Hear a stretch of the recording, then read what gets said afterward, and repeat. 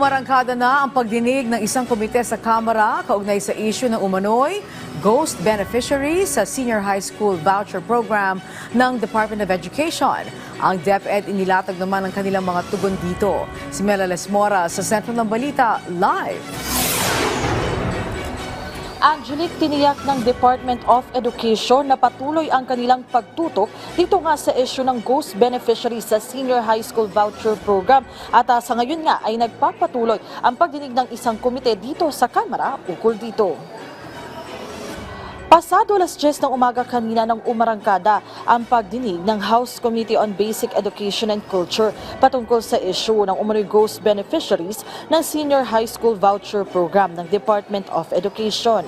Ayon sa mga kongresista, kailangang nagagamit ng tama ang pera ng bayan, lalo na sa sektor ng edukasyon dahil dito nakasalalay ang kinabukasan ng bansa.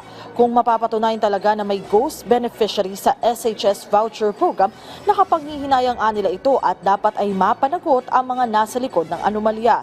Sa inisyal na paliwanag ng DepEd, iginit nilang nagpapatuloy ang kanilang sariling investigasyon ukol sa issue.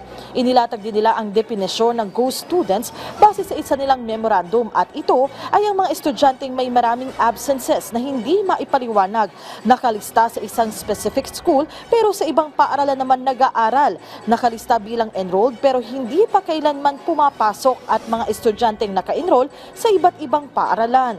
Kapag pasok sa mga nasabing kategorya ang estudyante, maituturing na siyang ghost students at hindi dapat kasali sa voucher program. Pagtitiyak ng DepEd, patuloy nilang titutukan ang issue para matiyak ang maayos na implementasyon ng programa at hindi naman madamay ang iba pang sumusunod sa patakaran. Bago yan, natalakay rin sa pagdinig ang resolusyong nagbibigay pugay naman sa bayaning si Gregorio de Jesus at nagtutulak sa paggunita ng kanyang 150th birth anniversary. Angelique, dito nga sa kasalukuyang pagdinig ng komite sa Kamara ay humarap din ang iba pang organisasyon na nakatutok din sa kapakanan ng mga estudyante para mailatag din yung iba pang mga suliranin sa sektor nga ng edukasyon at yan nga ay iba yung matugunan ng pamahalaan. Angelique? Alright, maraming salamat, Mela Lesmoras.